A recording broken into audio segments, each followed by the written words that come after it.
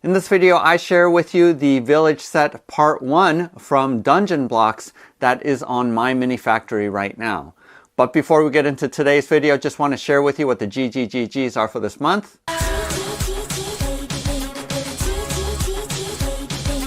Each month, Bob the Beholder picks some of my Patreon supporters to receive gratitude gifts. And for this month of December of 2023, we have this printed and painted terrain from the Battlefield Kickstarter. We have 2 pledges for the Battlefield Builder Kickstarter. We have 3 people that will receive these Wound Tracker STLs that one of my Patreon supporters made.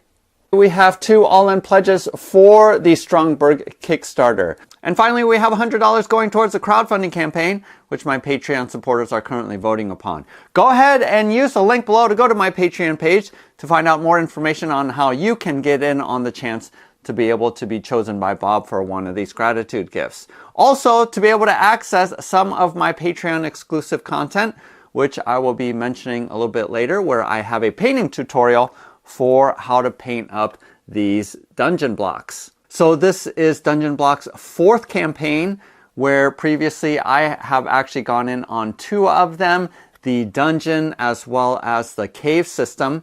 I skipped out on the sewer, but I did go ahead and purchase the Village set, primarily because I wanted to do an experiment and see whether or not you could use the Village set for Zombicide Black Plague, my favorite Zombicide version of that game. And I have an entire 3D set that I created using Dragon Lock files. If you haven't seen those videos, go ahead and check them out here, where you can see the village that I created to have a 3D board for that awesome game.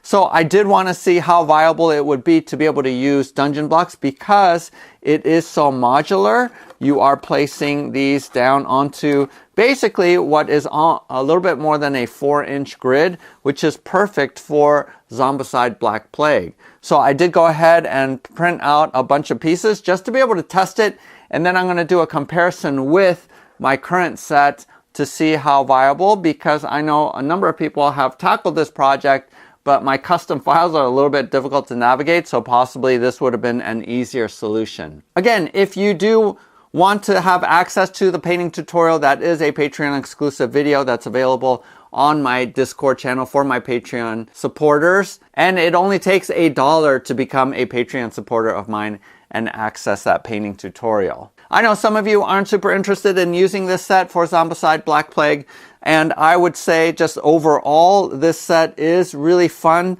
to play with, just like all the other dungeon block pieces, although there are some downsides, and that's the reason why I stopped painting all of these pieces, and I don't really have a lot of intention of printing out any more, because my purposes are served with my current set from Dragon Lock. But let's go ahead and dive into the comparison and how I came up with that conclusion. Okay, so let me go ahead and show you the Fat Dragon Games version that I've been using. And a lot of customized pieces are on here, but basically I have a magnetic base here, and what you can't see inside are some ball magnets are right here, like along here.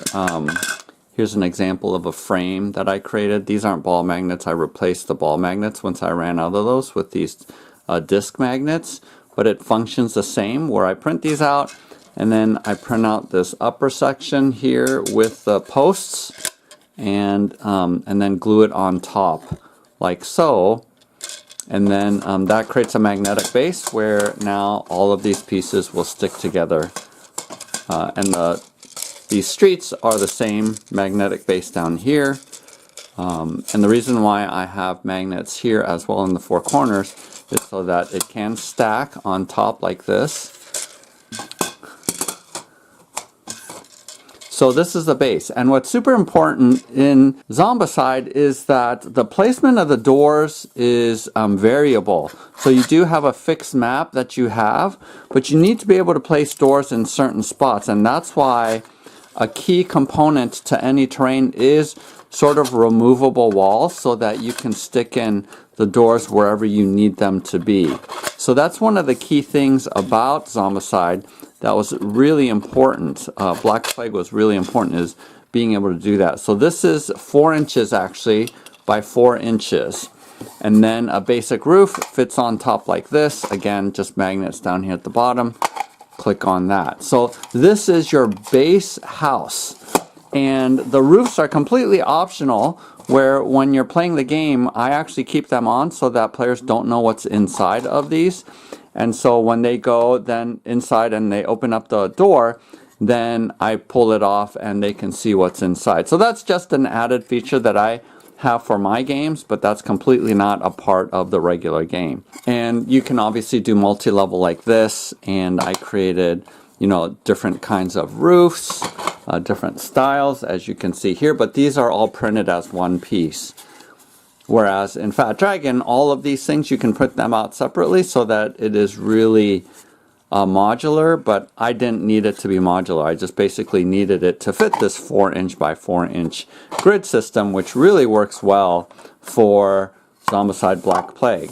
And then I really like these street tiles as well, just because it isn't just, you know, a flat one type of stone, but you actually do get a street, you get sidewalks.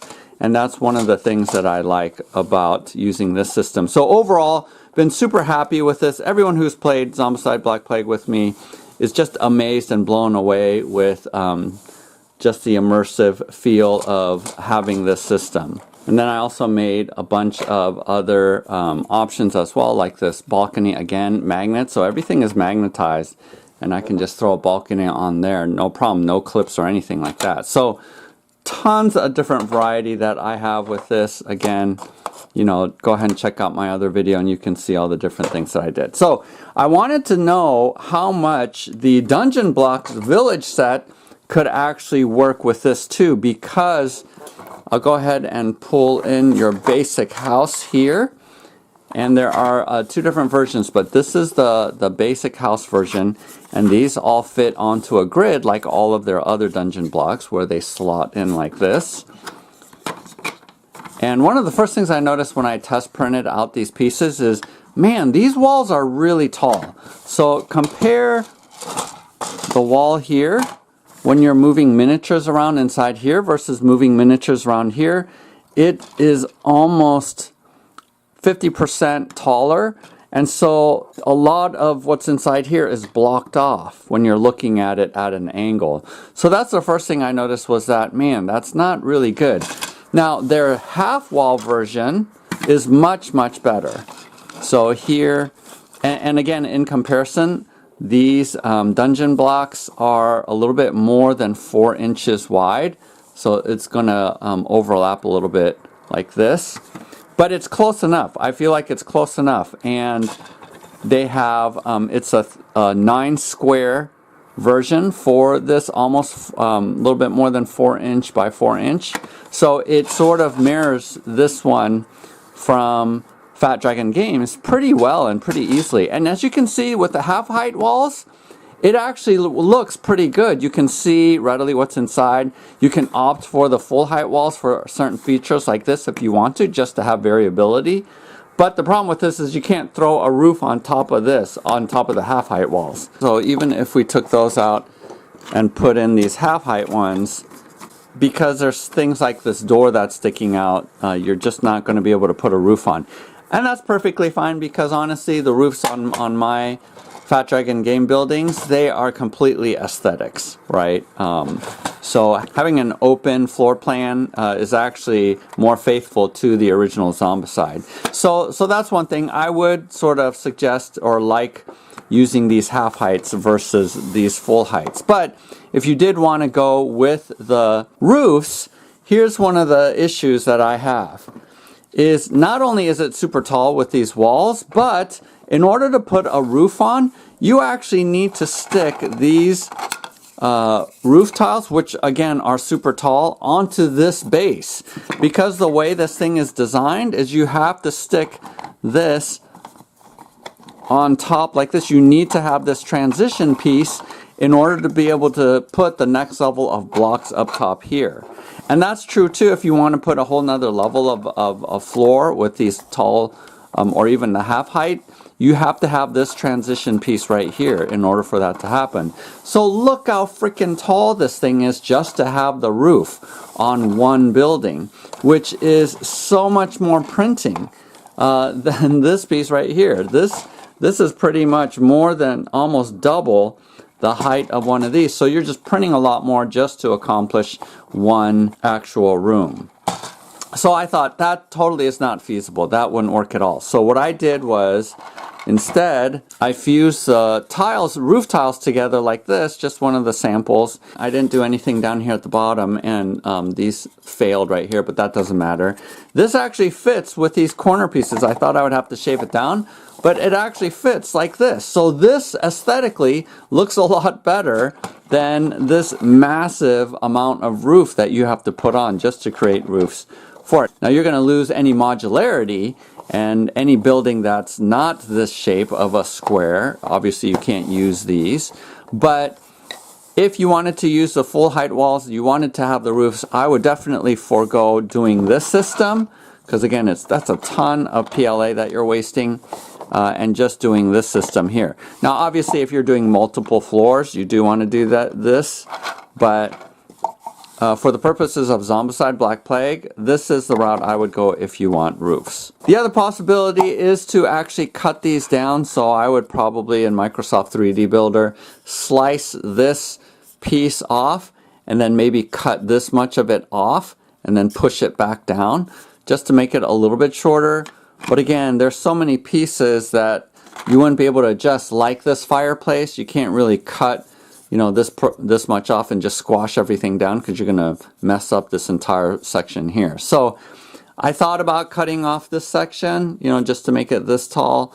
But again, you're running into all these other pieces that are set at that height. Now, one of the things I did do, again, it could work, was I magnetized these bases. So I basically cut some holes to fit these 3mm in diameter by 2mm tall disc magnets, and I switched the polarity so that it's alternating. And if you do that, basically you have these magnetic bases that just click on together, just like the ones from Fat Dragon games. So this is a super simple solution, so that's a possibility. And then obviously these tiles here work as the roads, but I don't think they look as cool as these ones from Fat Dragon games. Now, the Village set does come with sort of a dirt path that you can have, but it's really limited. It doesn't look like an actual road. It just looks like a dirt path that's in these stones. So that's a possibility, but less than satisfactory in my mind. But again, this could function as a floor, but look at how much PLA you're printing in comparison, because you got to print out the base and then all 9 of those tiles, versus this piece here. Look how much thinner it is. So you're just saving a lot more PLA by going this route. And in order to make the Black Plague maps, you have to print a massive amount, and so this doesn't feel as feasible. Still can be done, but not quite as feasible. Now obviously, if you're not doing any Zombicide stuff, if you're not trying to recreate the Zombicide board and you just want a modular system, actually this is a pretty good system, and it looks pretty cool, I think, especially when you're incorporating these stairs and balconies, all that kinds of stuff. I think looks super cool. You know, if you have some risers here like this, you can throw up some of these pieces like so. I think there's a lot that's super cool about the stair system and the balcony system. So that's super cool. So if you're not using it for Zombicide Black Plague, I still think that this is pretty good, even though I still wish that these taller walls were a little bit shorter than what they show. At the end of the day, my verdict is that if you're going to do the Zombicide Black Plague board, I would still go with the Fat Dragon stuff.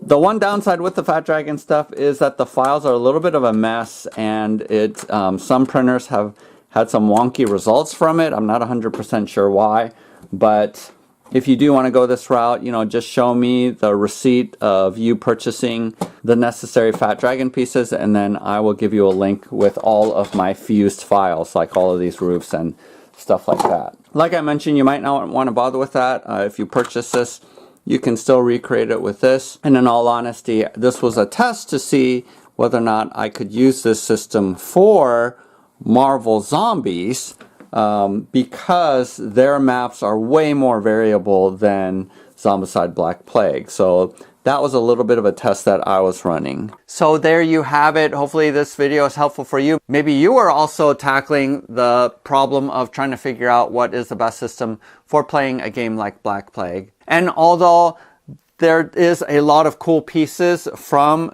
dungeon blocks, I think the extra filament that you have to print out even to put on roofs, or extra filament that you have to print just because of these bases, it just doesn't make it worth it for something that is a massive project like a 3D board for Black Plague. But just for a small city or the interior of an inn or something like that, I think this is still a really good system. Go ahead and hit the like button and subscribe, as I'm going to be coming out with more videos. And again, become a Patreon supporter for as low as $1 to gain access to some of my exclusive videos that shows you how to manipulate these files on your own. Otherwise, happy printing, happy gaming. We'll see you next time.